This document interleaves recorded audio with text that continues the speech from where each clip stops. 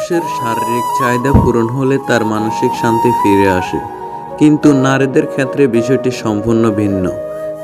একজন নারী মানসিক শান্তি পেলে তবে শারীরিক চাহিদার কথা ভাবে।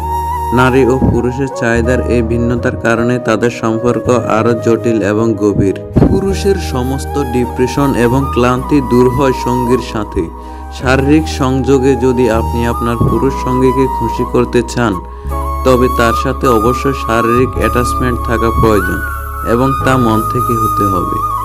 নারীরা বিপরীতে মানসিক অ্যাটাচমেন্টে বেশি গুরুত্ব দেয়। যদি তার মন ভালো থাকে তাহলে সে স্বাভাবিকভাবেই শারীরিক সংযোগে আগ্রহী হয়, কিন্তু যদি তার মানসিক অবস্থা ভালো না থাকে তাহলে সে কোনো কিছুতেই সাড়া দেয় না।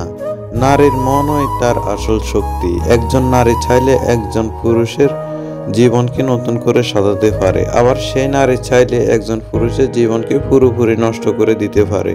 একজন নারী চাইলে একজন পুরুষকে সম্মানের সর্বোচ্চ শিখরে পৌঁছে দিতে পারে, আবার চাইলে তাকে অসম্মানের তলা নিতে নামিয়ে আনতে পারে। নারী চাইলে একজন পুরুষকে আর্থিকভাবে সীমিত করতে পারে, আবার চাইলে তাকে নিঃস্ব করে দিতে পারে।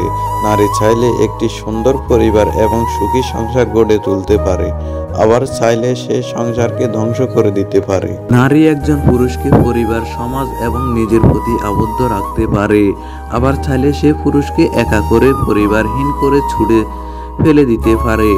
নারী তার শিক্ষা, শক্তি, মায়া, ভালোবাসা এবং মমতার মাধ্যমে পুরো পৃথিবীকে বদলে দেওয়ার ক্ষমতা রাখে।